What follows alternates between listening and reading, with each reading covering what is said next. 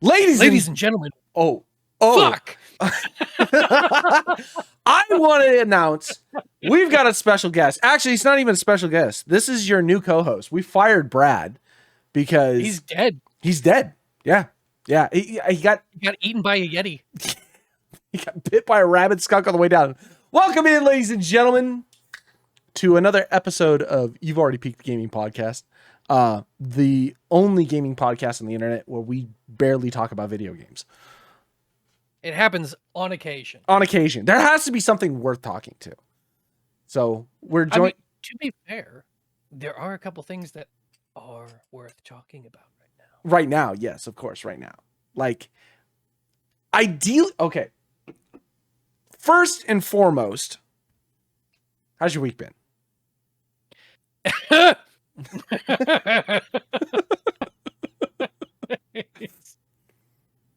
Oh, dude, we're gonna crash and burn so hard. We're gonna crash and burn so hard. The automotive industry is fucked. Fucked. Well, I mean, look at the type of vehicles that are being produced nowadays. No wonder.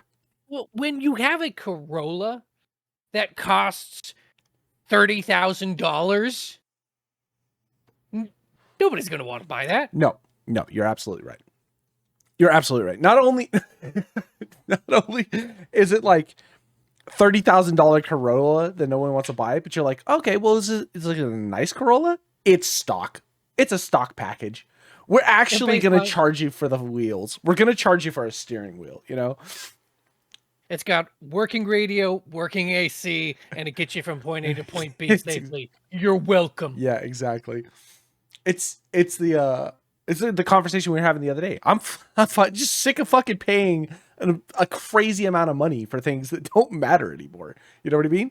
I don't want to pay. Have you bought eggs recently? No, I haven't. It's outrageous. I've gone down to just buying like a 6-pack of eggs because that's what's affordable. I didn't even know they made 6-packs of eggs. Yeah. For all intents and purposes, I was aware that they were 12 or 24, and that's it. They're usually like, oh man, we broke half the carton on shipment, so let's just cut this in half and then stick it on the shelf. You know what I mean? It's one of those. It's got a discount price on it. And it's not even the fact that the eggs are so much more expensive. It's the fact that they aren't even blatantly trying to excuse it anymore. They're just like, yep, 6 packs of eggs cost as much as double the amount used to. Oh yeah, 100%. When it costs me, $10 for 12 eggs or whatever, or like, whatever the hell the amount of money is. And I also, there's this idea of like when you're, you don't use eggs for a lot of stuff. Like I use eggs for cooking and I try to use eggs for breakfast, but I rarely eat breakfast. So I feel like my eggs go bad quickly. So that's why I was like, I'm going to go back and just start buying like the smaller packs of eggs. But then it's still like, you're saving basically $2 by buying a 6-pack. And it's like, oh man, like it's so, ugh. It feels like that meme from fucking, what was that show called? Arrested Development. It's one banana, Michael. What did it cost? $5. And we're getting to the point where it's like, yeah, it's getting there. Yeah. This is why I've really started going back to just ingredients, because you can buy bulk ingredients and make things like, yes, I am sick of eating noodles, but I'll tell you what, like you can roll out a ton of noodles with a bag of flour. You know what I mean? COVID bread is coming back, baby. It's coming back. Yeah, I love that idea. It's like apocalyptic times. You know, you always see those shows of those movies where like the apocalypse happens and there's like some guy out there who's like, you know, he goes out like during the day and like rips wiring out of walls so he can go back to like the encampment and like keep the generator running and stuff like that. That's how it's becoming in normal society before we have even gotten to apocalypse times, you know? Have you seen the price of copper? It's no wonder those meth heads are just going crazy. Yeah. They've They are started putting in a day's work. they have started imprinting copper with serial numbers. Yeah, so if you buy new copper piping, anytime in the, I think it's in the past like 5 years or whatever, it has serial numbers all along as it printed out. So they know where the copper came from and what point. And when you sell copper, it is serial read. So if a meth head comes in with a bunch of copper, they just read the serial number and then they just report to the house it was at, and they're like, yeah, some guy stole all the copper from our house. It's that guy. You know what I mean? Like, Same thing with catalytic converters, man. Every single one of them needs to be laser etched with the VIN number of the car nowadays. yeah, yeah. Which, you know, and at the end of the day, it's like, who gives a shit? Because like you just take it to some, you know, chop shop, and they're gonna do whatever they need to do with it. They don't give a shit if there's a VIN number on it or not. You know what I mean?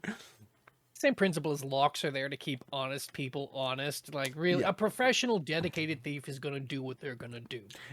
All you can do is make it a little bit more difficult for them to say, fucking not worth it. That's exactly right. We used to say that when it was in property management. Any apartment complex or home area that has a gate isn't there to actually keep criminals out. It's there to keep lazy criminals out. Because most lazy criminals will walk up to a fence and be like, it's too much work. You know what I mean? Like, I'll just turn and leave. Oh, God. What a world we live in. What a world indeed. But the riots down in LA, man, like, I'm seeing all the Instagram videos of, like, I understand the riots aren't everything in LA. Like, there's a whole bunch of Instagram videos of, like, I'm in front of LA Hall right now, and there's just like a bunch of cops on their phones, like scrolling TikTok or whatever. And like, okay, LA's not burning to the ground, but those people who are the professional riders, like, they've got like one rock in their backpack. They throw it at the cops. They start the fucking scuffle, and then they just head straight down to the Macy's to break in. Yeah. They know what they're doing. Oh, 100%. Well, that was the thing. What was it? Oakland riots or whatever, a few years back or whatever. There was a bunch of videos of people like because they all were going to meet up for a peaceful protest. And there was videos of like a bunch of people going around and like setting bricks up around where they were going to be, and people are like, what the fuck are you doing? Like, nothing. And they're like taking off. It was like they're pre-establishing, like, we're setting bricks here, so when we all get together, one person could just pick a brick and yeet it, let chaos go, and then we're gonna go rob an electronics store. It's like, there's a lot of chunks of concrete on this overpass right here. Yeah, that's exactly right, man. Man, anarchy, let it go. Who cares? Burn it all to the ground. Anarchy in the UK. Let's go, man. I don't shit. I'm all for it. If I wake up one day and there's just helicopters and everything is just burned to the ground, I might actually be pretty content. You know what I mean? I would just be like, quickly Brad is not going to work. You've seen how quickly Brad has spiraled without his Starlink. Like, I'm ready for that man to go full on Lord of the Flies. The conch is the one who gets my God. See that? Yeah. I could see Brad being the first person, like, before anything even gets like really said. They just look, there's a like a in the air, and someone's like, oh, maybe Brad. That's when you go there. He's got a bottle of whiskey in hand, in his plate carrier, with his gun. I'm ready for it. Let's go. His wife's still doing makeup. I'm going to work tomorrow. No, there's a revolution happening. It's Sacramento. It's a cow town. Like, okay, the cool thing is where we live. Let's say California just goes to absolute shit. There's food everywhere. Yeah. We are in the middle of one of the largest farming areas in the entire continental U.S. And it's just like a bevy of different crops. Well, and not only that, but, 20 minutes from us, 30 minutes from us is soil that will grow basically any crop for as long as we want. You know what I mean? Like we're not literally living in a desert. We're not like hoping to find fungi to hope to like make mulch, you know. It's like Will these mushrooms kill me, sustain me, or make me meet God? yeah, exactly. Testing. Oh my. So, other than the complete and utter bullshit that has been the world we live in, how has Claire Expedition been? I beat it. You did beat it? I beat it. Okay. I beat it. That game feels like a fucking, like I am being attacked nonstop. Like anytime I recover from one gut punch, it just delivers another fucking gut punch. And even the moments I'm supposed to be proud of, like the moments of legitimate success, I'm just like, Jesus Christ. Like there's a mini mega boss called She Who Plays with Wonder. And Okay. it's this strange gigantic masked being that like dances in the middle of this beautiful, gorgeous, enormous coliseum, and you have to go through all this to get down to her and to fight her and to eventually kill her. And because like if you look, you can't look too long off the edge of the coliseum, otherwise her dance will literally hypnotize you and you'll like go running off the edge. Yeah, and so like and after it was killed and like I moved on to the next one, I literally just thought to myself, damn, I just removed something amazing from this world and it's not gonna come back. Yeah. So I haven't had a chance to really dive much deeper than where I think I'm like mostly through chapter 2, like maybe into chapter 3 or something like that. I don't remember. I'm pretty deep If in. you were at the end of chapter 2 is when near the end of near the end of chapter 2, that's where you'll run into that boss. Okay, so I have not seen that one yet. I've done a few bosses already, but the one thing I did realize about this game, like as I was playing it, is the story is kind of cool. You know what I mean? Dope. I would just watch it if it was a movie. You know what I mean? That's how you know you've got a good story. Like for a gamer to be like, I would watch this as a movie or a show. You know what I mean? Like or read it as a comic or something like that. You know what I mean? And it's just it's so visually stunning. The fights, the enemies, the environments, it's so fucking gorgeous.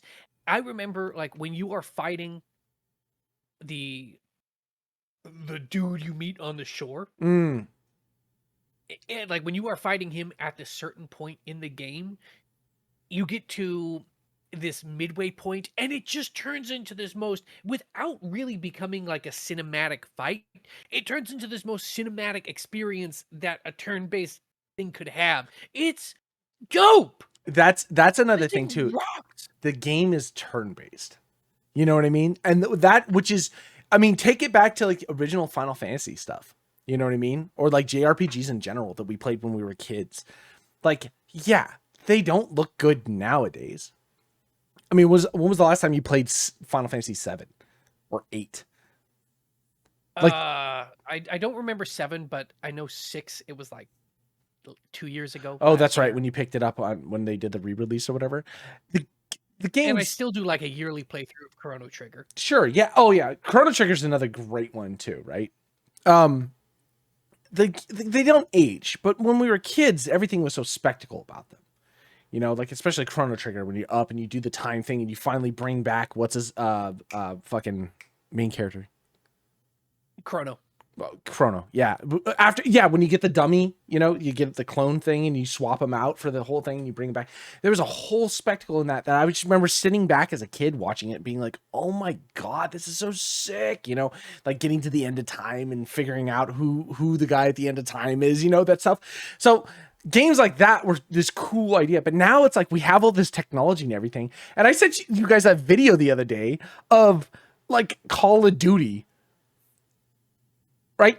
The military shooter Call of Duty, where it was like the gun that transformed into like the robots Oh battling. my I god, was like, yeah. what in the fuck is happening? We have this beautiful technology to make games look so good, and it's like this is what we do with it. And then you have a game like Expedition, which is like you did exactly what you need to do, which was, and damn the French, you know, always gotta. They are artists. They are fucking artists. Oh, And that studio was just like, we understand that games are art, and we are going to make a piece of art. And fuck you if you think otherwise. That's exactly So, right. flick this cigarette at you. Yeah, exactly. And you know what they did, and my favorite part about that is remembering that this team was a bunch of Ubisoft employees, right? So knowing, That got axed. yeah, and they were just like, fuck this, we're out. Let's make it our own game, and killed it, right? So like ideally when you look at that and you see all these games like from Ubisoft or Bethesda or whatever the hell game it, and you're just like, man, it seems like such half-ass. It really just reaffirms the idea that it is just the corporate on top being like, push, push, push, get this out before next holiday season. You know what I mean? It's the eternal cycle of like you have, and you've discussed this on the channel before, and we've discussed this a dozen times in person. You have the dedicated gamers who make games because they want to. They have this idea in their head. They're like, I want to make this game and I want to make it as good as I possibly can. And they get together with other gamers who also feel the same way. And they work hard and they put together this thing of beauty. Yeah. And it doesn't matter if it's something original, story wise, but can still be trace its roots back to something else. Claire Sure. Obscure, the JRPG. Blizzard was very famous for take something, polish the hell out of it until you have a very nice shiny thing that they basically stole and put in there. You just get this beautiful game. And now will come the investors. And as a company, you want to grow, you want to produce more of what you want to do. Sure. And I find it hard to blame the money guys because it's their job to make money. And here are some tried and true methods to make money. But money and the drive for success seems to be like a direct counterweight to artistry. You cannot balance them well. Well, it's a different thing when it's your own money and your own time. When it's somebody else's money and somebody else's time, someone goes, I'm going to give you $1 million, but I want my investment back in a short period of time. It's the same thing like anything. Can I borrow money? Yes, you can, but I would like this back at this time period, right? You want to know what the funny thing is? Like, since we are tipping into oligarchy anyway and the rule of merchant princes, I can't wait for the time where Elon Musk is a gamer. He's just going to sponsor a fucking studio and be like, make games for me. Yeah. Well, that was, I mean, not Bezos in general, but like Amazon Studios got really popular in that. The guy. Yeah, but their game was like, what was that weird Spanish Inquisition island game? New World. That we all played for like a week and then we just stopped. I mean, to be fair, New World is still kicking and going, and it's got a lot of love over the years. You know, they fixed a lot of the problems and whatnot. Because the guy that was running it was some bigwig from, God, where was he from? Activision or something like that? I don't know. And he had partnered up with Bezos and was like, I'm gonna do this game studio. We can make this work. Give me all the money in the world. And sure enough, that's what they did. And they did produce something that made a lot of fucking money. New World made a lot of money. I think more due to curiosity of hype than anything else. Yeah, maybe. It was cool. It was cool until the game was broken, and then it was like, this no longer become. Or remember when we were playing, we had that one guild that took over all the. Remember our faction guild that took over the cities and then cranked all the prices up, and we couldn't buy anything without spending an arm and a leg, and they were just doing it to be shitters because they were gonna lose in the next faction war, and it was like, what the hell is going on? Well, that's the unfortunate thing where it's like as cool of a concept of that, as that is, in any game that has ever had factions, any MOBA that has ever had factions, let me specify, especially when it comes to territorial control, when it comes to resources, when it comes to anything of that nature, the cool one dominates. And everyone can always tell which one's going to be the cool one. The rebel faction that doesn't really play by the rules. It becomes one-sided. If you're in it and you're one of the active participants, yeah, it's cool. But there's so many participants, your own individual contribution gets drained the fuck out. Yeah. If you are in any other faction, the game just sucks ass. Yeah. Yeah. Yeah, because like I can't do anything. Like even if it's just two factions, like old school WoW on a PvP server, unless the numbers were about the same, you just kept on getting stomped on by the other faction, whether it was Horde or Alliance on the server. Well, it's also one of those things too, where it's like when you give a game when you give a game a mechanic which is controlled by the player base, people that play video games, and we're not that far outside it, are fucking toxic human beings. We are, yeah, gamers as a whole are terrible people. Terrible people. Like, and it's one of those things where, you know, there's a point where like, I know video games don't make people violent. I think they just bring out violent tendencies in people. Human beings are terrible people, and it just lets that bubble. It's the catalyst, man. It's the one that just kind of pops it and lets it go, you know? But because of that, any game that's like, hey, we're going to give the player base the idea behind economy to work together, you're going to have problems. Star Wars Galaxies was one like that too. I never got to play Galaxies, but it follows the same thing.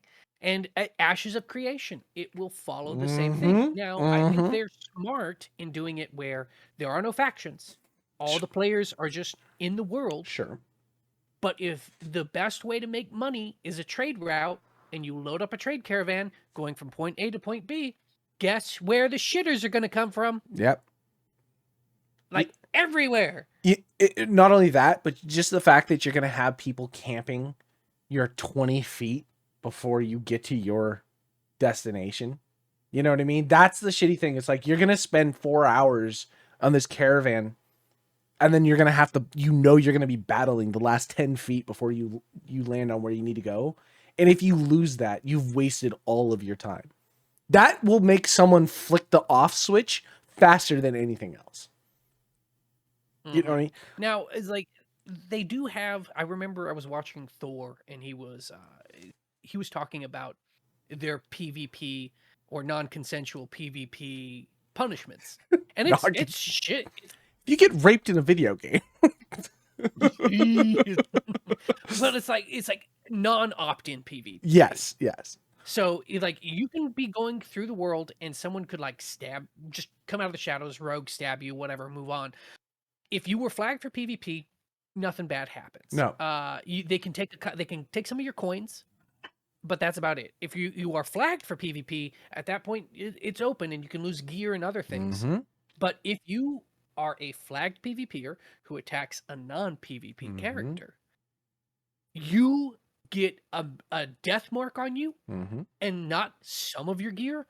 All of your gear is open for grabs. You can't go into any towns. I don't even think you can mount up. I can't remember that part. But it's just, it punishes. That's how Black Desert Online was. So you could do PvP, and it was the same thing. You had to turn your flag on for PvP, but you could turn your flag on and still dick with people. I think they changed the system a little bit later down the road. And you got like, basically you got a bad mark. The negative karma system would kick into place, and the more negative your karma was, that would end up like breaking gear. Like you wouldn't lose gear, but you break it. Remember, like Black Desert was a way where it's like you had to level up gear, and it was just a lottery system on whether or not you leveled up your. That was the biggest turn off for me. Dude, that game became toxic at endgame. Anyway, the only way that you could get around that was by fleeing into the desert, because the desert, there's no map. You can't see, you can't be flagged, you can't see anything. and it was just kind of open. You just waited for your timer to go out. So that's what people would do. They just run these death trains, murder a bunch of people, PvP style, and then they take off the desert. And if you found them and killed them in the desert, you would like D-level and stuff like that. There was a lot of different features that they had implemented for that. And it was supposed to help ward off that non-consensual PvP like you're talking about. Again, players are just toxic. They do not give a shit. They do not care. People would just, you know what I mean? People would just constantly do it. And they would even go to low-end areas where they knew they would get a bunch of kills. You know what I mean? Where it was just like an area where it's like, even if I'm not in good gear or I've got extra gear, I can just put whatever on. Even if I lose this, who gives a shit?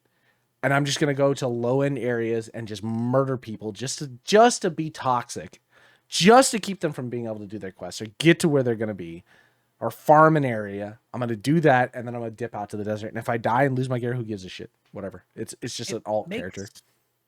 Me wonder if there are fewer serial killers in the world now because they can cause other human beings legitimate pain and suffering without having to get addicted to the shine of organs.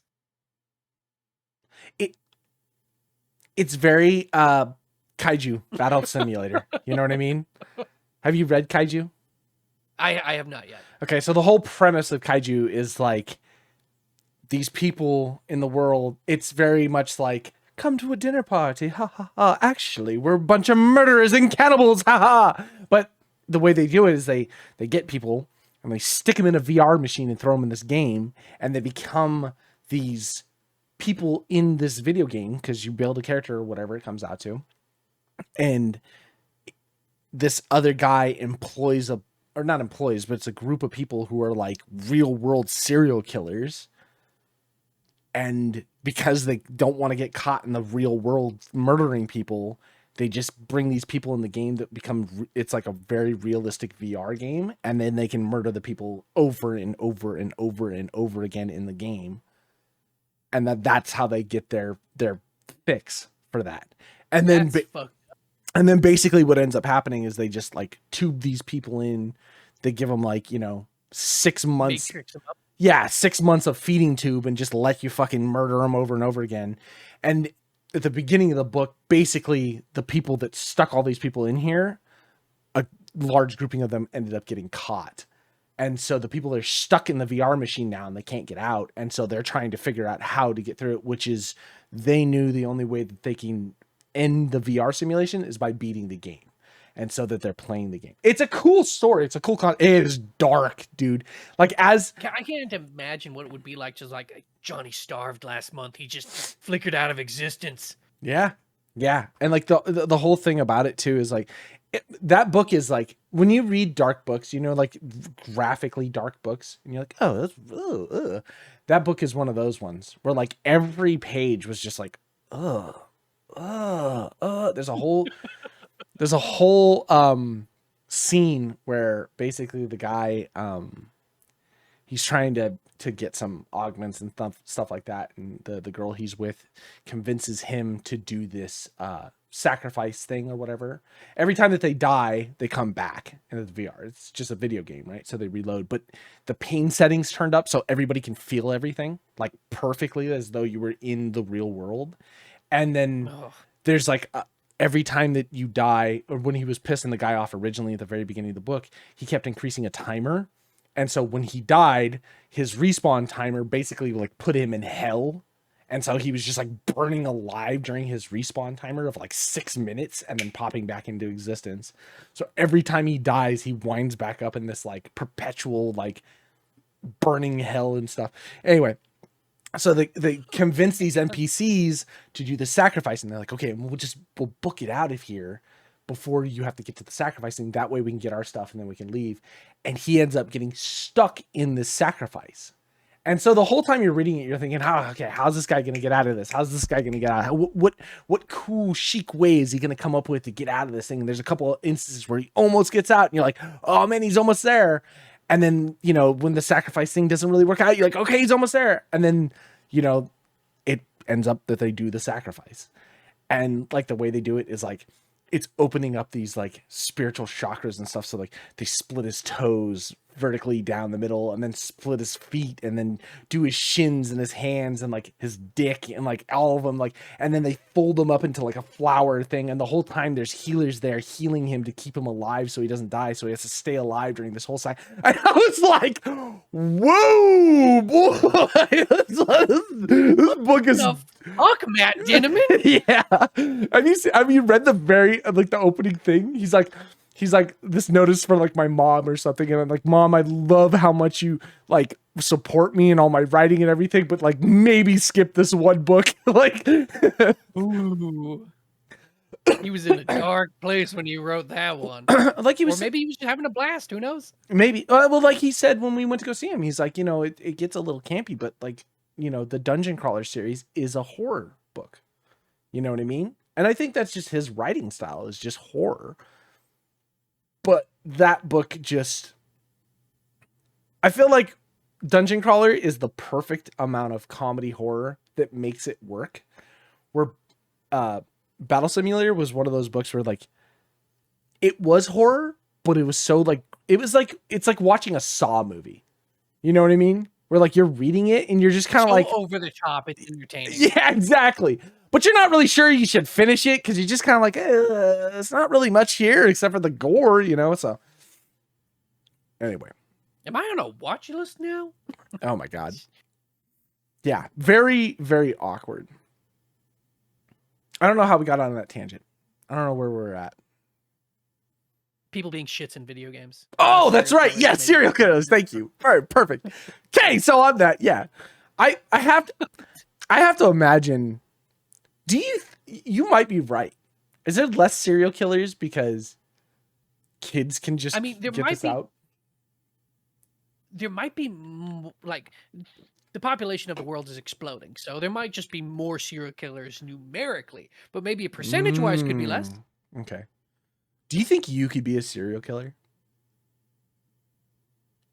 And I don't mean like just mass murderer. I mean like an actual like every every 5 years there's now another body that's killed in the exact same way in the exact same manner. I don't think I could, because like they show things from like an early age, like inherent cruelty to pets and things like that, where like stomping kitten heads and things of that nature, where I didn't have any of that. I didn't pull the wings off flies or do things of that nature. I got a lot of anger in me. I might snap and kill someone one day, but I don't think I'm a serial killer. True. Okay. If I ended up murdering someone in a manner and I knew I was going to go to jail for murder, but they didn't catch me right off the bat, I think I'd just go full serial killer. It's going to get caught eventually. I'm getting life for 1. Might as well get life for 12. I was like, I'm going to go for as many consecutive life sentences as I can. And when I get caught, I'll help you find the bodies just to rack that number up. Yeah, that's exactly right. I'll give closure to the families. Would you be a vigilante serial killer? Kind of like Dexter? Or are we just talking about Punisher or what? Ooh, okay. I wasn't thinking, because I was just thinking serial killer. He doesn't have the compulsive need, but no, he does. I don't think the Punisher can stop himself. No, I don't think so either. I just meant more or less you would kill bad people. Now we're getting into the slippery slope. Not slippery slope. Now we're getting into the hazy territory, because I often have this thought in my head, and it's whenever I get to this point, it's just like, when I think that I know I am right, like you can feel it in your gut, you know you're right. Yeah. Everyone feels that. Oh, and I need to remind myself, everyone has the thought, if everyone thought like me, the world would be a better place. Well, yeah, no shit, the world would be a better place, but we'd be like a hive mind at that point. It wouldn't be a thing. That's why compromise is an absolute necessity in the world. But it's so easy to get lost in the thought process. Oh, yeah. I know. Yeah. Right. Oh, yeah. if you had the superpower where you could snap your fingers and like it would be like the Thanos snap, but not random. Specific people would die. You could set the parameters. How many people could resist using that power? Oh I no. was like, If I found just out some. if I found out I had that power instantly, I mean Well, yeah, because like there's some like Ku Klux Klan members out there who there'd be a lot less minorities in the world. Like if they had that superpower. like 90 That's the thing. It's scary. 95% Give of your TikTok. superpower. Yeah, give your superpower to the worst person imaginable. Oh. That's the key. Is like, okay, wait. I gotta draw this back. I gotta draw this back. I'm not Superman. That's see that would be the thing, right? Superpowers go to people. A spoken superpower goes to someone who's mute, right? A strength superpower goes to someone who's like a feeble weakling. You know what I mean? Like stuff like that. Where it's like there is the superpower, but like you really, really gotta work to use it. Yeah, like Joe from Family Guy gets super speed. Yeah, exactly. I mean, you could if you just took his legs and just like whacked him against the ground. Jesus. But yeah, no, it's like I do not want power over who lives and who dies because I would be a poor fucking judge. I would love that power. Are you kidding me? God. Are we kidding me? And that's why you should not have it. You're absolutely right. I would. Yeah, I think I'd be too impulsive. What was that one superhero movie where the guy just like it was a one-off? It was these kids, they found a meteorite, they got like telekinetic powers or something like that. And I just remember one scene where like one of the kids turns into the bad guy and they're on a road trip. They're just having fun, like they're having a good time and this big old truck comes up behind them and starts laying on the horn and starts riding their ass. And the kid who becomes a bad guy, he just reaches out his hand and just throws the truck off the road. When we've all had those moments where just like, you motherfucker, that's on the road, get those road rage. If you had superpowers, human beings, like if human beings had superpowers, it would not be Marvel, it would not be DC, it wouldn't even be the boys. It would be pure fucking chaos and anarchy. Oh, for sure. There would have to be a common goal to keep people together. You know what I mean? Well, that's why like everyone gives me shit for this. That's why I'm pro Tony Stark, pro registration in the Marvel Civil War comics. I was like, if there is someone like everyone's thinking like they're the superhero. Sure. Oh, independent, like, individual rights and whatnot. And I get that. I get that. But if you are born into a world as you are right now, and there's some kid out there who has bazookas for arms, I'm sorry, I'm a little bit worried. Train him up. Keep an eye on him. Make sure he will not accidentally bazooka me. And if he you kind of start becoming Star Labs at that point, right? Like we're here to help the metahumans. Are you though? You know what I mean? Yeah. It is one of those things where it's just like people are going to be people. There are good people, there are bad people. Yes, but there are the 99.99% of the human race is both. We all got that demon in us. Yeah, no one's a perfect angel. No one's also a perfect demon either, right? Think of all the people like I don't know why he I don't know why he did that. He was such a sweet boy. You know? He got that demon in him. Look, I'll tell you what. If I had telekinetic powers, the first thing I would do would be shoving people off the road. That's not even a question. I would drive middle lane and I would just be Moses parting the Red Sea. And I was just slamming cars in center divide as I just drove past. And it's like, it reminds me of that one superhero, not supervillain. He's a supervillain. And he was in Jessica Jones, played by David Tennant. I can't remember. Mm-hmm. But it was just a hypnotic speech. If you heard him say something, if he told you to do something, you would just do it Yep. happily. Yeah. And there is no way that power would not turn you into a supervillain. You could not go through a normal life No. without that fucking up your head. No. Oh no, for sure. I've said it a million There times. is no way. I would be a supervillain. I'd be a Sith. There's no anti-hero in me. I would just make things miserable. Straight up baddie. So you got more of that demon in you. I mean, you ever see those things where it's like, you know, when the bad guy, the villain or whatever is low key making sense? All of them. Magneto is a perfect example, you know, of just being one of those guys where it's like, they are out to stop us. Why can't we protect ourselves? And it's like, you're not wrong. Magneto is the victim of a lot of trauma. Yeah, that's exactly right. Like Magneto is modern day Israel.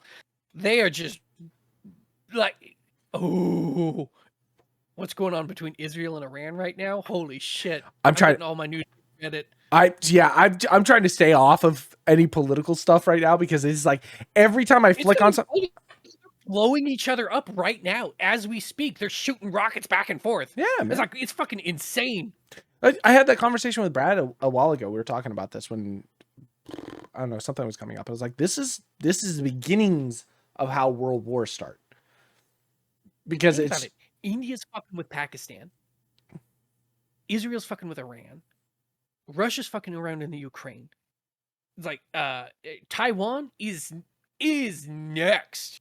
China's rearing up and ready to go. We're getting there. And unfortunately, we spend a lot of money on military, so we're going to be somewhere, you know. Not me. I'm well past the age. I got a bad back and a bad knee. I ain't going nowhere.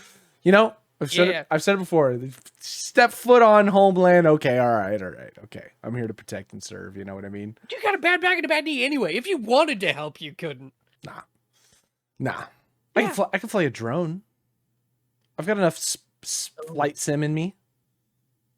It's like just hook some C4 up on that bit. Yeah. Kamikaze pilot drones. Good Lord, man. The world's fucked. This got dark really quick. Yep. It was Matt's fault. Matt Dinman. Have you read any of Bedlam Bride? Honestly, your guys' like exuberance is kind of making me hesitate. There is this one part, page 218. I will never forget it. As long as I live, I have never laughed so fucking hard. Sean, it's the funniest paragraph. No, not even a paragraph. It's just the funniest blip of an interaction between two characters in the span of like not even half a page. And I have never laughed so fucking hard in my life. I was like wheezing. I had tears rolling down my face. And I read it and it was so funny. I reread it, and every time I read it, I just laughed harder and harder and harder. It's so fucking good. It's so good. All right, I'll start reading that tonight. But I've plugged through more than half of the book. I haven't finished. I haven't had a ton of time for reading, and I just try and get in when I can. Like we talked about, we know that the next book isn't coming out for a while, so I've been like slowly reading this one. On my car drives, I've started the audiobooks, you know, so like I'm listening to the audiobooks, and I've actually started to fall in love with the audiobooks. That's good. They're not bad. I still have some anger to it because when I go back to read the book, I start to hear the audiobook a little bit. I'm like, just read it the way you want to read. You know what I mean? I think I'll pass on that then, because like that's one of the things. Like everyone knows that. Like you watch the movie, you read the audiobook after you've already read the book. It's not as good. There's very few times where it lives up to the hype in your mind. Okay, yes, except for the way the guy reads the audiobooks is it's more of acting it out. So when Mordecai laughs, you read Mordecai laughs, right? When he's doing the audiobook, the guy will actually laugh before reading that line. So like it plays a little bit more into it. You know what I mean? There's more to it. It's more invested for the reading itself, which is a lot of fun. It makes it way more entertaining to listen to because like something will happen and then Mordecai laughed. And it was like, oh man, that's fun. You know what I mean? You're not just reading per the page, you're actually doing something with it, with the reading. And that's why I think I've been falling in love with it so much.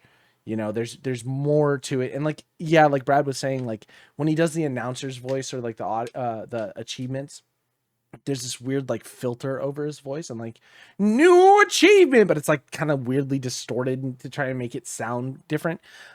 It's a little obnoxious, but whenever you hear something, like when you're reading the book, there's a lot of times like it's cut up so differently between someone talking and like a notification or something, but the guy has a voice for each one of the different notifications. So where I've always been reading it as just the AI, even though the book says like this sounds different or whatever, I've always still just read it as like the same AI. So like hearing him do different voices for it really helps like segment what you're hearing. Then you're hearing, oh, it's the Borat Corporation actually giving an announcement. Oh, this is the AI reading something. And then like, Okay, yeah. and the first time in the audiobook where he gets one of the slut boxes, like the way as he do the voice, you dirty little yeah, slut. he's like the way it was like, and like you can hear like it sounds like he's like beating it or whatever. He's like, No. you stepped on something. Just breathing. You're just like, oh. So it makes it fun. He acts it out a little bit and it makes it fun. So actually the audiobooks are worth the listen. If you're not going to read the books and you want to listen to something, this is still a good story to listen to and it makes it a little bit fun. But man, this new book, there's a lot going on. Like it's a thick book. It's thick, and there's a lot going on in like where I was bitching about before with like, oh, there's so much of like this outside politics that are happening and a lot of it's happening on this. This one is like he explains a lot of what's happening for this floor because it's very technical. There's a lot of technical stuff that are going on. It without spoiling it, the best way to describe it is like a card game. And you'll understand it when you read it. But because of like most card games, there's rules and technical things and like think of Magic the Gathering. Everything has its own specific, like, sorcery cards or, mana cards or, your creature cards and stuff like that. And everything has very technical. So he's done a really good job of explaining it really well for the first part of the book. But the first part of the book it just feels like a tutorial for this. There's a lot of shit going on. He actually had to design a fucking game. Yeah, exactly. And then within that, there's still the stories are happening. So you got a lot of what's happening for the floor going on with what's happening with the characters going on, with what's happening with the stuff on the outside going on. And it's just like boom, boom, boom, boom. And it was like, holy shit, there's a lot to read, Well, like one of the things that he said was when we were at that book signing, he said this book in particular, the main complaint about the book, if there was any, is just that it was so chaotic. It was like start, go, go, go, go, Yeah. go, go. There's no slow points that you can take a breath. And that's really been the case. Like when a chapter finishes, it's almost like it's finishing in the middle of something. So you immediately want to start the next chapter to keep going because it's just there's so much, which makes it a good read. It's been hard to put down and that's the problem with me. Once I get going, I go. We've had the book for over a month now, and I haven't really read it. I got a couple chapters in, been busy, things like that. I picked up the book, and the next thing I know, it was like 20 chapters in. I was like, holy shit, I gotta put this down. You know what I mean? So it's a good read. He does a good job at that, but it's I'm really interested to see how this plays out because this is where the story is like everything that has been being set up is now being set up for a very specific reason. You know what I mean? Like here, all the things that we thought were happening, here's what's actually happening. This is the line that's going to lead into how things eventually turn into. So, okay. It's been good. It's been good. I'm really excited by it. I want to keep reading it. I'm because he's talking about doing a video game for this, or there's been talks of that. The more I started thinking about it, I I don't know how you would do this other than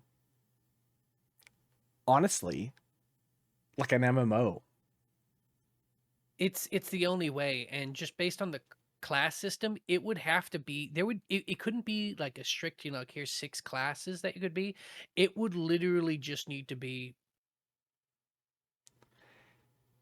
subclasses that you can kind of like mix and match. That's City of Heroes. because there's oh my god, Yeah. there you go. Yeah. Where you can kind of build your own thing. And then I have a gun, but also laser vision. Yeah, exactly.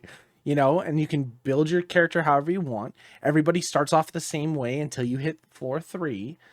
I I feel like it would have to be its own universe. There has to be something that finishes up on this story that where the game is its own thing. Like it can't follow the story. It has to be like its own, like we took one of the AI for the people that still wanted to crawl and stuck it here. Here's your video game. You know what I mean? And so ideally it's just supposed to get you through the end of it. Maybe not even an MMO of more or less like a like I don't want to say ARPG because I'm not top down, but like how Diablo has acts that then get you through the end, and then there's like an end game to do or whatever. That seems like the type of game where it's like more cooperative multiplayer. You want to know what that's kind of reminding me of a little bit? It would probably be something along the lines of this game I'm playing right now, Tainted Grail: Fall of Avalon. It's very Skyrim-y.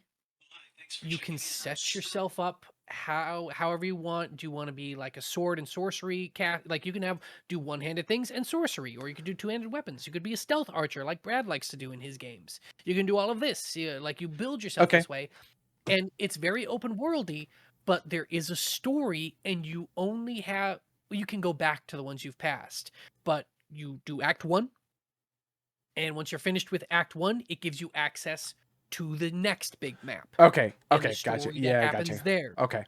And every time you go to one of those different maps, it feels like you are starting over. I'm literally like, I just got from Act 2 to Act 3 to the new map. Uh-huh. And in the end of Act 2, I'm literally running through, I'm one-shotting virtually everything I come across.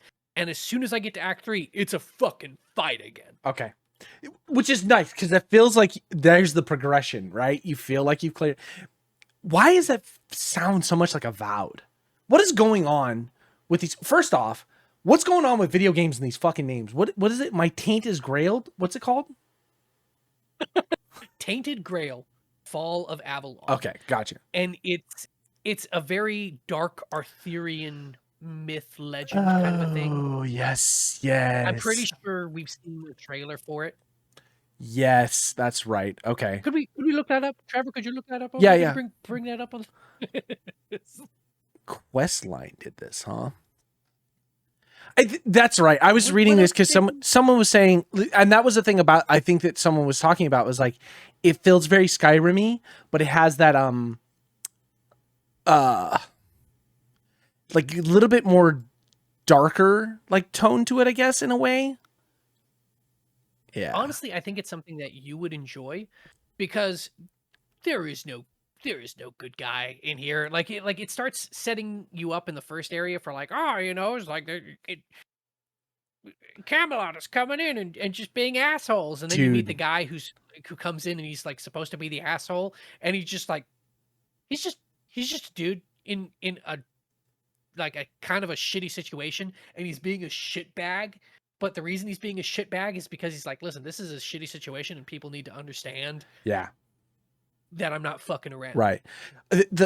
Man, when you write descriptions for this is the back of a book that grabs you, right? Step into a dark reimagining of an Arthurian legend, or Arthurian, right? right? Yeah. Arthurian Yeah. legend. Arthurian. Yeah. This first-person open-world RPG. Explore a world stuck in everlasting autumn, witness falling legends, and make meaningful choices woven into a complex, branching storyline.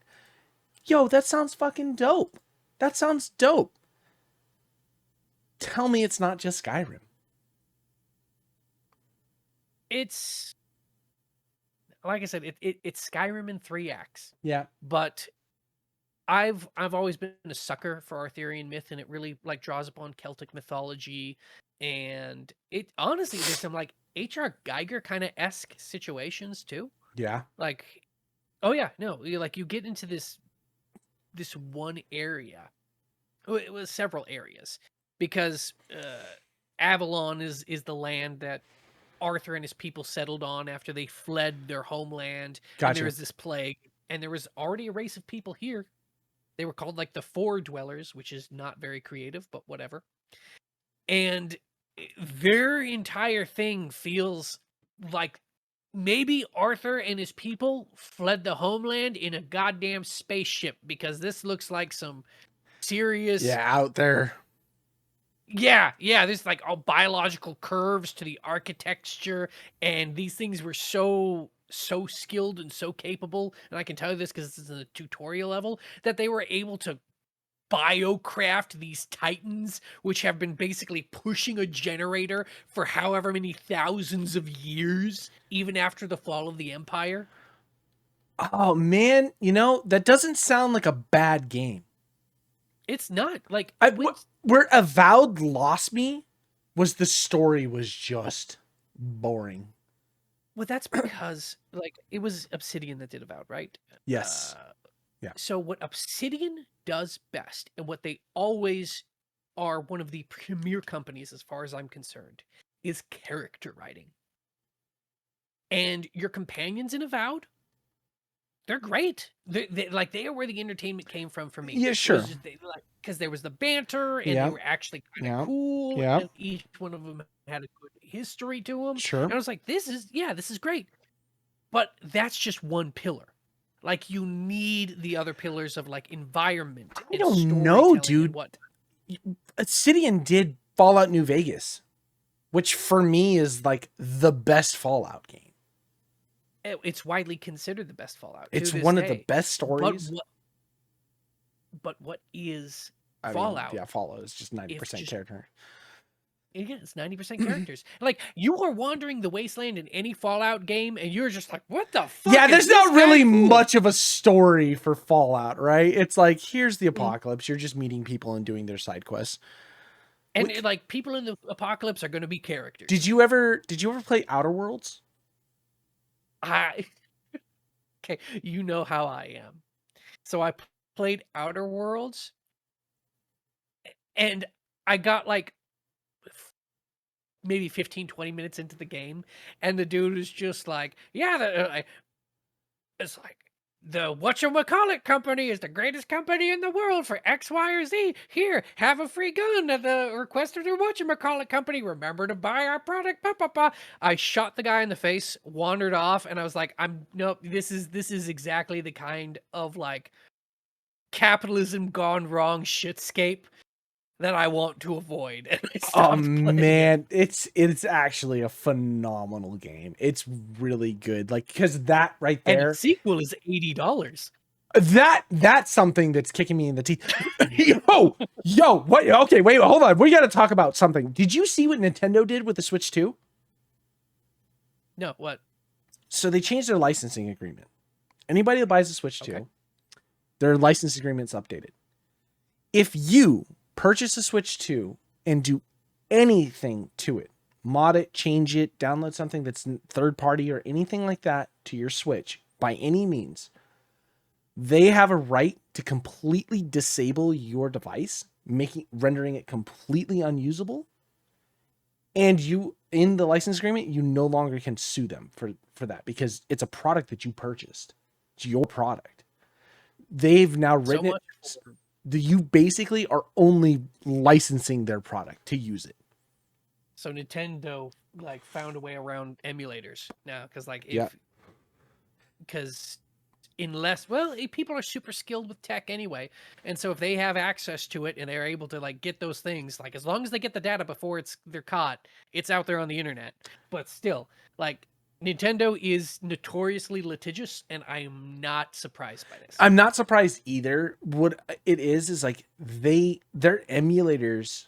I mean, you can go on the Nintendo store and find an emulator. You know what I mean? I'm almost positive. Maybe. I know that there's. Is it an emulator if it's on an official device? I don't know. But it's also one of those things like they don't have their old catalog of shit to play. Yet people are still playing their cat. Be throwing it in there. Who knows? I don't know, man. What was the thing that they remember that Yeah, the Sega Genesis collection, it was on Steam, Yep. and because I already had downloaded that one game, it was there, but I bought it because it had a catalog of like 50 games, 130 yeah, or games, something, yeah. and they took 129 games away from me. Yeah, it's just one of those things. Feel good. No, but it's also like look at the Switch too. It's like, why is this so much fucking money? What are you guys doing? It's like, well, it's bigger. Oh, okay. Like, what's new? Well, not much. It's bigger. Like I'm not aiming to get political, but apparently, like they even delayed the release of the Switch 2 because of tariffs. So like you said in that last one, where people are just getting slapped with like extra bills on products they purchased. So things are going to get more expensive. Like Toyota has officially announced as of like 2-3 weeks ago, they are going to be raising prices. They didn't say how much, they don't know, but it's going to be pretty much industry standard. The belt is going to be tightened. Things like the economy is going to be tight because everything comes from somewhere else. You're not wrong. The thing is like, okay, so it gets more expensive because of that.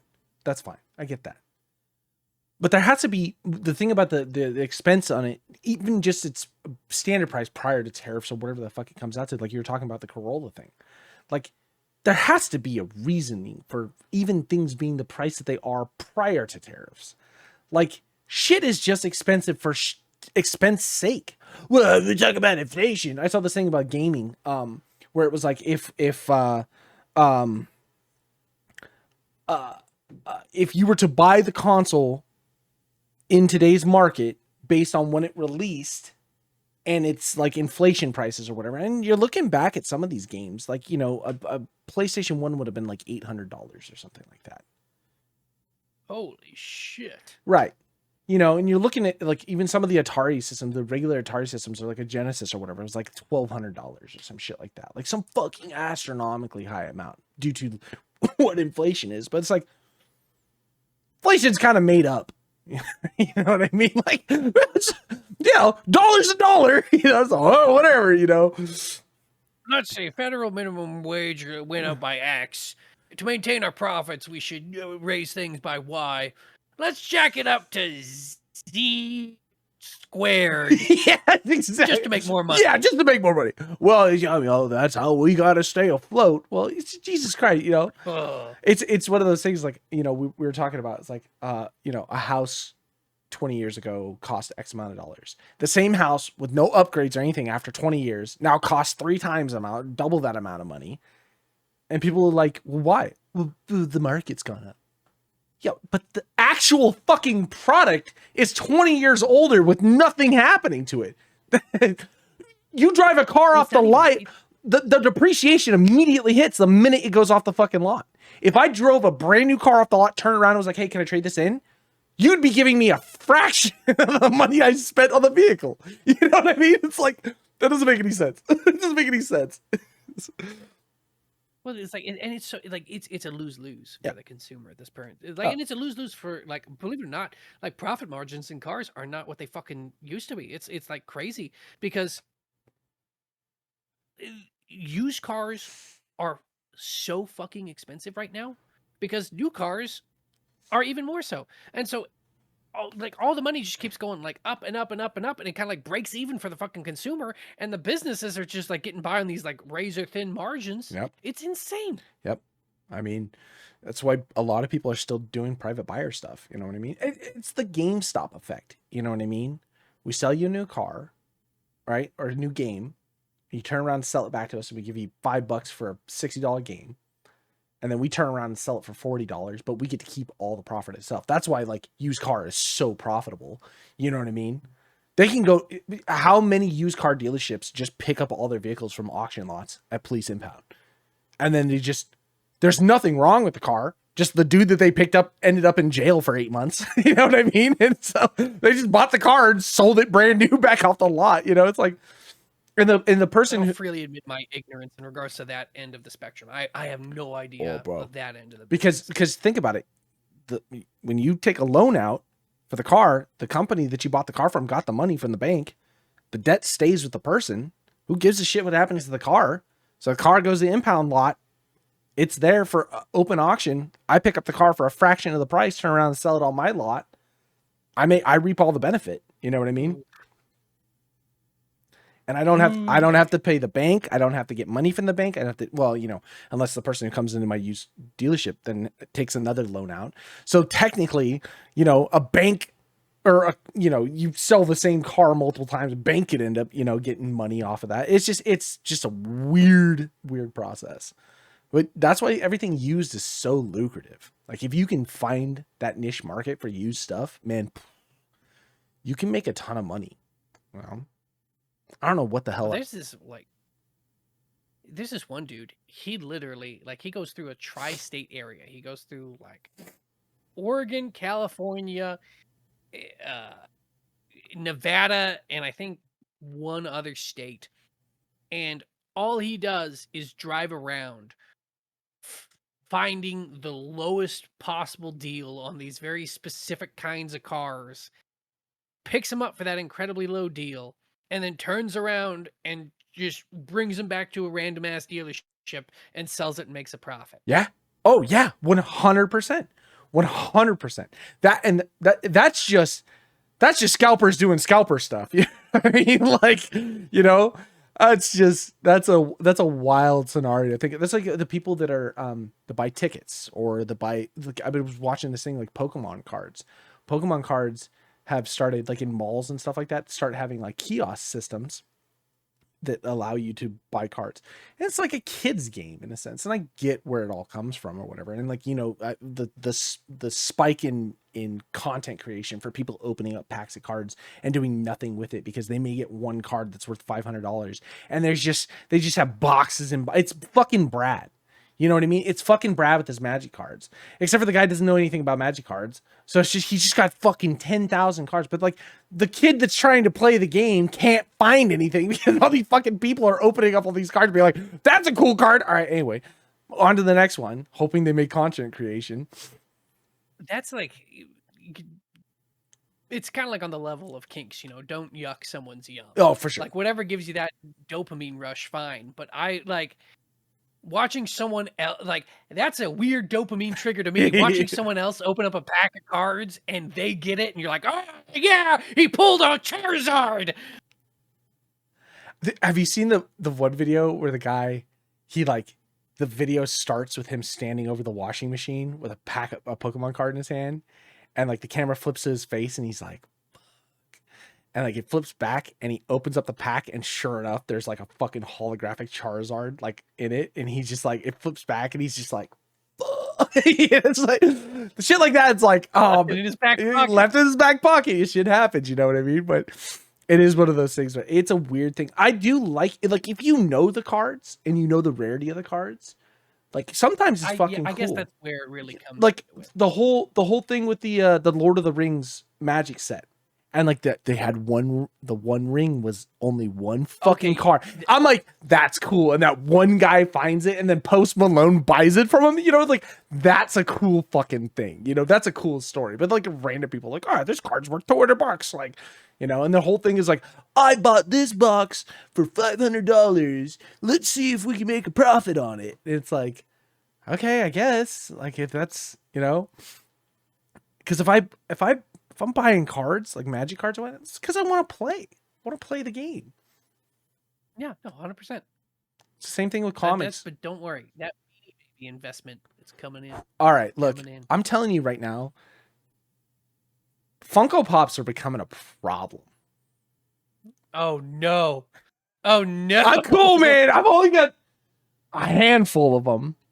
But like, so For the moment. for the moment. So like you buy one, you're like, oh, that's fucking cool. And you flip the box over and it shows you what's in the set. And then you're like, oh, that's genius. yeah. And so then you're like, that's diabolical. well, maybe I'll find it. Cause I found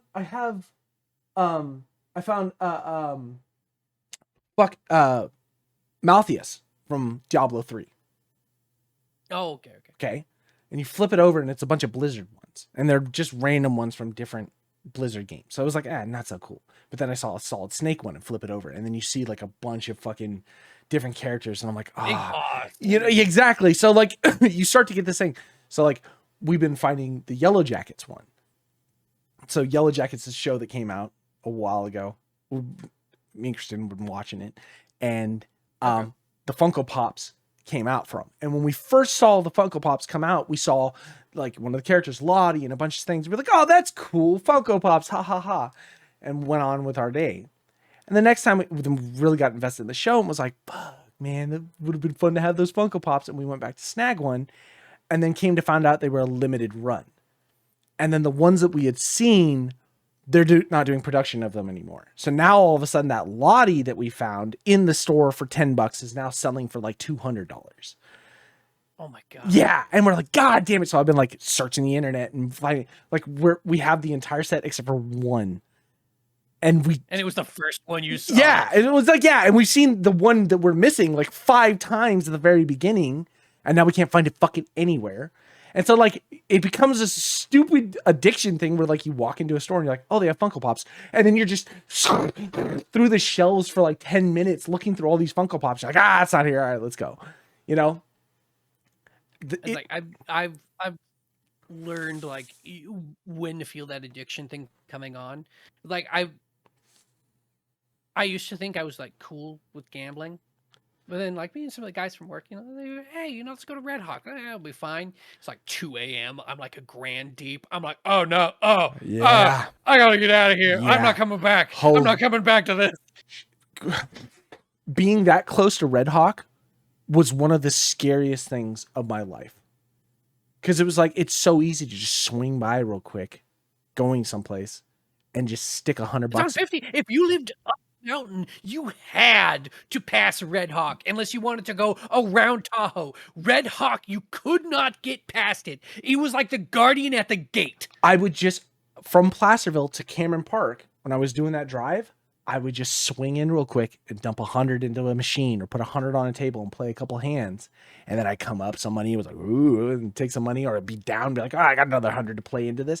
It was fucking bad, dude. It was bad. Plus, you could smoke in the casino, you know? So the next thing you know, you're smoking, fucking getting a couple drinks, you know? You go in at 3 o'clock in the afternoon. The lady comes by with her free drinks. Oh, my God. The family I've been hanging out with, they go to Cache Creek a lot. Oh, you guys want to come up to the casino? I'm like, I can't. There are certain vices in my life I have to keep myself from entertaining. You know what I mean? Like, there are some vices that I just can't go back into because I'm not strong enough, Sean. I'm not strong enough to say no. If there's I stopped drinking beer, thank God. I'm barely drinking alcohol, thank God. You know what I mean? I'm not fucking in a plate of powder anymore, thank God. You know what I mean? But if where's that Molly? Yeah, but if someone just happened to like swing by and be like, "Hey, you want some?" Yeah, of course. You know what I mean? So it's like you have to make those decisions to be like, no, stay away from it.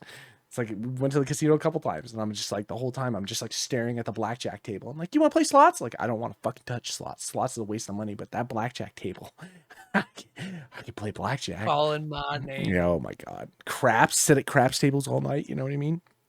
Ugh. Just like you're sitting there Dealer's at an 18. Dealer's at an 18. It's like I'm at a 17. I gotta hit. It's like he's like, because if I get only like a 3, I'm gonna be good. I can get up to a 4. I'll be solid. And like he'll have to do it, and he'll bust, and I know it. And then boom, you bust. You're like, fuck. See, and the thing is the losing. I'm feeling it now. Yeah, I'm telling you, man, because losing the shitty part, but that win when you put in the 100, and then you get back a grand. It's like, well, I only came in with 100, so now there's 900 to play with. You know what I mean? It's like, ooh, it's dangerous, man. That's why I stick to Balatro. You know what I mean? I gamble my decks and my roguelites. That gets me my fix. The roguelites are like my good gambling because like, oh, then maybe that'll play out. I started playing Brotato again. Because Brotato is like, oh yeah, it's just one of the best roguelites for just stupid builds. You know what I mean? And it's hard. It's not easy, you know? And so like, it's good because, and that's that addiction kick, man. When you get those runs that go, and you're like, oh, like I'm feeling fucking solid. And then you get the run and you barely make it 5 minutes. Like, oh, well, I'll try it again. I tell you what, like I just beat the Reaper for like the first time in Vampire Survivors. Oh yeah. You know, the 15. It's a 15-minute limit, right? Yeah, 15-minute limit. And I was like I got that rush, but I was like, I want to see how long this could have gone. Yeah. I haven't unlocked like infinite mode as of yet, but like I could just imagine. You're just tired. Your eyes are sore. You haven't blinked at all. Yep. Oh my god. Any roguelite that gives you an endless mode is by far the best. Is by far the best type of game out there. Because like you beat the final wave or whatever, and then that thing pops up. It's like endless mode. Fuck yes. Let me go until my computer crashes. You know what I mean? There's a game that I was playing. What was it called? Oh God, what was it called? Is it Vellum, the one that you got? No, Cliff is addicted. Is addicted. That wasn't me. Yeah, that was Aaron. No, you were the one who introduced like Vellum to Aaron and I. Did I? I don't think so. I think that was Aaron. I think Aaron bought that for me. Oh, okay. I'm almost positive. Oh, okay. Bounty of One. That's the other roguelite I've been playing. Bounty of One. Bounty of One. It's just a stupid roguelite. Just build stuff up. But it's obviously not overly well optimized because that game will chug. Like I get to like builds where like in endless mode, I'm getting like 2 FPS. You know what I mean? I like how you can chug for one of two reasons. There's the chug of, oh, there's a lot happening, so the graphics, like maybe that's the thing. But a lot of the time when it comes to those kind of roguelites, it chugs because the computer's processing the math. Yeah, that's exactly. Yeah, it's like yeah. Though, and that is the my favorite thing too is like when you see, you get the chug of what you see on screen is not actually the full amount of what's in the game happening, and so like you know because enemies spawn off screen and then move towards you. So you're like, oh, there's a lot of enemies on screen. There's actually way more than that, you know? And the game's like, I don't know how to get them from there to what you can see without imploding. And it's like, I think those are the successful endless runs when the game just dies. You get like a doo-doo. It's like, do you want to send a crash report? Like, yeah, that's the final boss. Oh Christ. All right, we've been going a little bit longer than necessary. Let's get out of here, dude. All right, ladies and gentlemen, it was good to see you. It was good to be a part of this channel. I'm going back to the tunnels. Say goodbye to the RatKing. All right, guys, enjoy your week. Be safe, be smart, and remember, Brad who? All right, we're out of here. Bye-bye.